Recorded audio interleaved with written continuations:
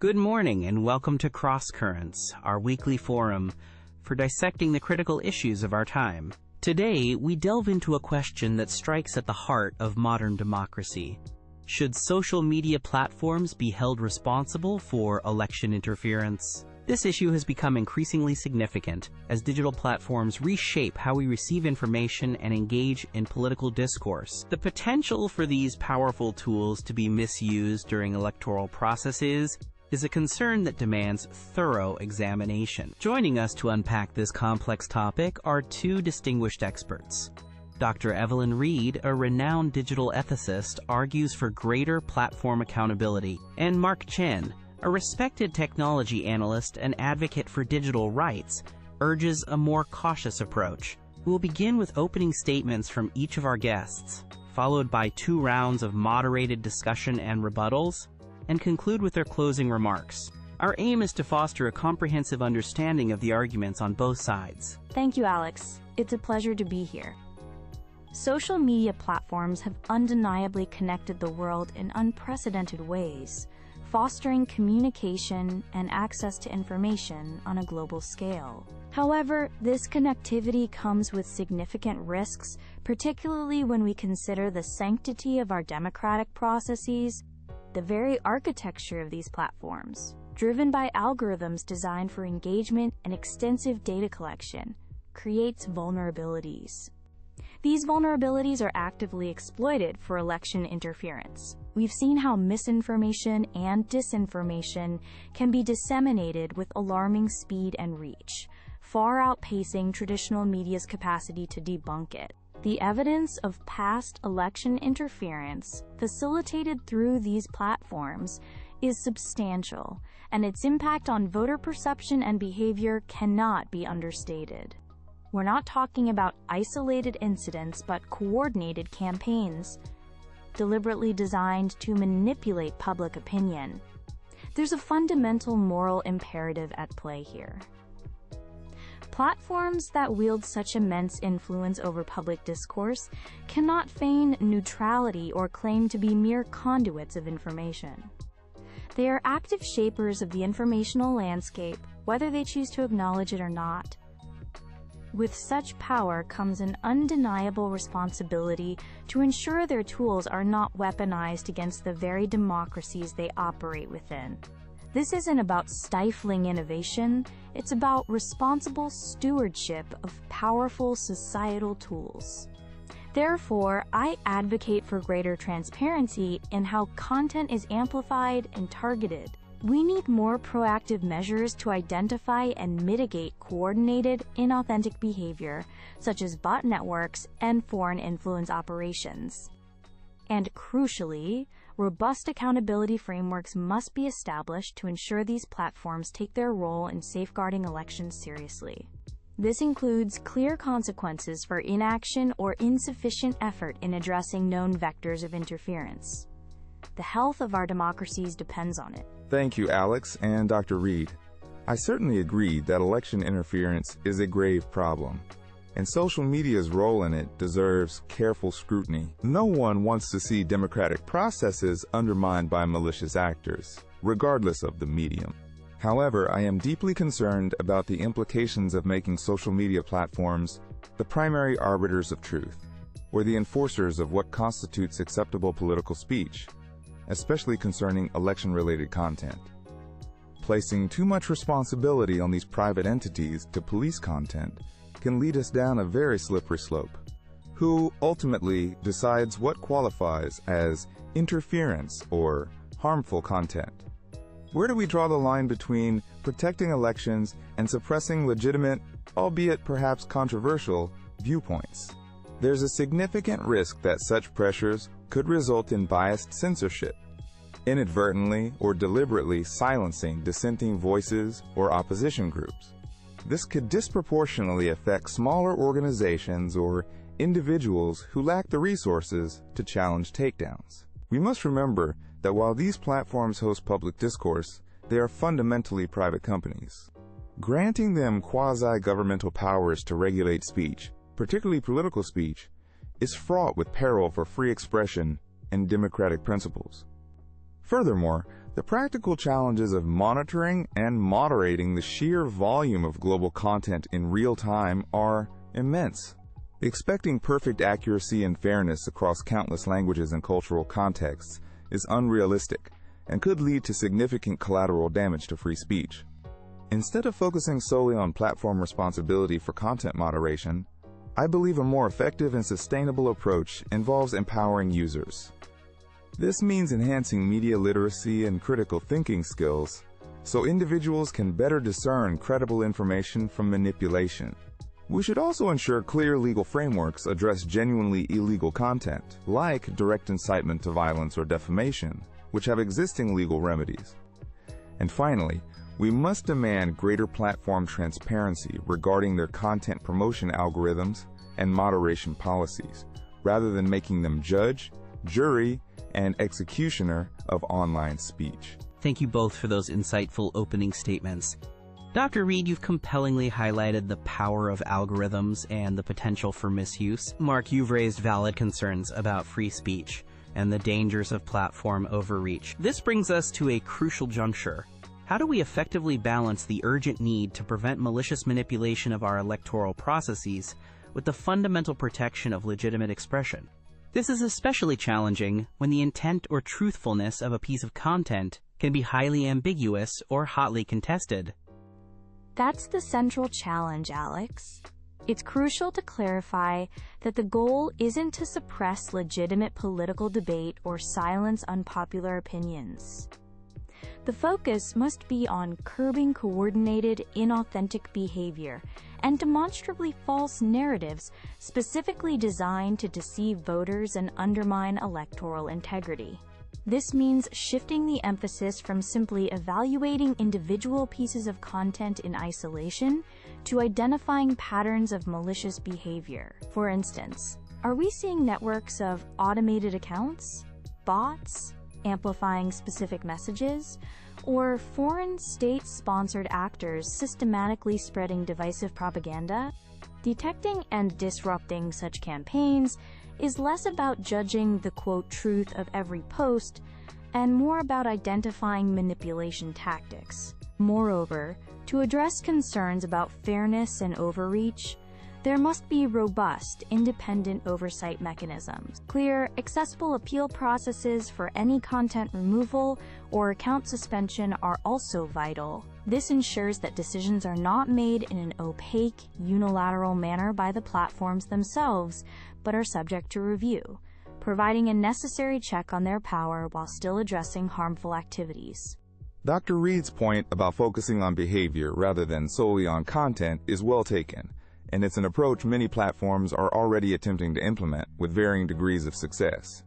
However, the idea of independent oversight sounds good in theory, but its practical implementation is extraordinarily complex and fraught with potential pitfalls. Who would constitute this oversight body? How would its members be selected to ensure genuine neutrality and avoid political capture by incumbent powers or special interests? What authority would it have, and how would its decisions be enforced globally across different jurisdictions with conflicting laws and norms? Even behavior-based moderation isn't immune to error or bias. Identifying, quote, inauthentic behavior can be subjective, especially when dealing with nuanced political messaging. Sophisticated actors are constantly evolving their tactics to evade detection, making it an ongoing arms race. There's a real risk that such systems could still be used to silence dissenting voices or those critical of powerful interests under the guise of combating, quote, interference.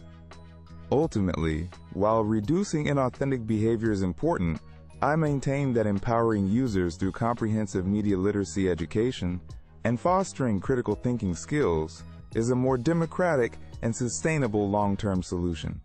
It's preferable to relying on any form of centralized censorship, however well-intentioned or independently overseen it might claim to be. We're navigating some very challenging terrain here, with significant implications for both democracy and speech.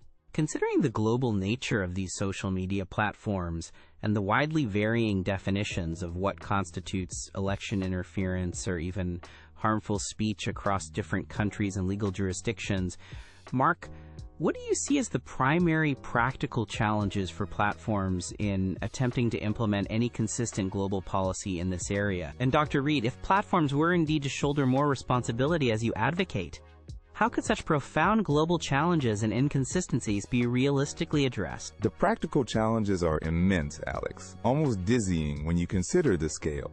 Firstly, legal standards for speech, defamation, and electoral conduct differ enormously from one country to another. What is considered protected political speech in one nation might be illegal hate speech or incitement in another. If platforms try to create a single global policy, they risk either defaulting to the most restrictive rules to avoid legal trouble everywhere, which would dramatically stifle global discourse and access to information. Alternatively, they might be accused of cultural imperialism by imposing one region's standards on others, leading to resentment and non-compliance. There's also the significant danger of platforms coming under pressure from authoritarian regimes to remove content critical of those governments. Under the pretext of combating interference or false news, this could effectively turn platforms into tools of state censorship, undermining their utility as spaces for free expression in those very countries. And let's not forget the sheer logistical nightmare, effectively and contextually moderating content in hundreds of languages and dialects. Understanding local idioms, political nuances, satire, and cultural sensitivities in real time would require an unprecedented level of resources and local expertise that, frankly, seems unattainable at a consistently high quality across the board. Mark raises valid points about the complexities, and I don't wish to minimize them. These are not trivial matters. However, to suggest these challenges are insurmountable for some of the wealthiest, most technologically advanced corporations in human history seems to be letting them off the hook too easily. These companies have solved incredibly complex technical problems to build their empires. They can apply similar ingenuity here. A starting point would be for platforms to commit to upholding baseline standards grounded in international human rights principles. This includes principles related to freedom of expression and the right to participate in public affairs, ensuring that any restrictions are necessary, proportionate, and have a legitimate aim. This requires a much greater investment in local expertise, not just language moderators, but sociologists, political scientists, and legal experts who understand the specific regional contexts. It also means investing heavily in AI and machine learning tools that are trained on diverse, multilingual datasets to better detect nuanced manipulation tactics across different cultures, rather than relying on models primarily trained on English language content. Furthermore, there needs to be greater industry-wide collaboration, perhaps through a co-regulatory model. This would involve working alongside democratic governments, academic researchers, and civil society organizations to develop and implement best practices and shared standards for identifying and mitigating election interference. This isn't something one company can or should solve in isolation, but they must be active and willing partners in finding global solutions. To conclude, the status quo, where sophisticated actors can exploit social media to systematically undermine democratic elections with limited accountability for the platforms themselves, is simply untenable. Inaction is not a neutral stance. It is a choice that enables harm and corrodes public trust. These platforms possess the financial resources, the technological capabilities, and, I argue, the moral obligation to do far more to protect the integrity of electoral processes. The dangers of unchecked election interference are profound, eroding public trust and threatening the very foundations of democratic governance across the globe. This is not a call for censorship of legitimate speech or the establishment of ministries of truth. It is a demand for responsible stewardship, for proactive measures against manipulation, and for a commitment to transparency that empowers users and researchers. Platforms must accept their crucial role in safeguarding democracy, not as arbiters of all truth, but as guardians against malicious exploitation and coordinated deceit. In closing, while the threat of election interference is real and demands serious attention from all stakeholders, we must be exceptionally wary of solutions that grant immense power to a few private technology companies. Specifically, power to control or suppress speech, particularly in the highly sensitive political arena. The potential for such power to be misused, to silence dissent, or to inadvertently chill legitimate expression poses its own significant threat to a healthy democracy. Fundamental rights like freedom of expression must be vigorously protected, even when that expression is unpopular, challenging, or makes us uncomfortable. Therefore, I advocate for a multifaceted approach, one that prioritizes user empowerment through comprehensive education in digital and media literacy. An approach that strengthens critical thinking skills from an early age, demands radical platform transparency regarding algorithmic amplification and content moderation practices, and implements targeted, legally sound regulations against clearly defined illegal activities such as defamation, incitement to violence, or proven foreign covert operations, rather than resorting to broad mandates for platform censorship that could prove more harmful than helpful in the long run. Dr. Evelyn Reed, Mark Chen, thank you both for an incredibly insightful and thought-provoking discussion. You've clearly articulated the complex tensions at play here. We've explored the critical balance between protecting our democratic processes from interference and the imperative to safeguard free expression while avoiding platform overreach. These are not easy questions with simple answers, and the debate will undoubtedly continue. I encourage our audience to continue reflecting on these vital issues. Thank you for joining us on Cross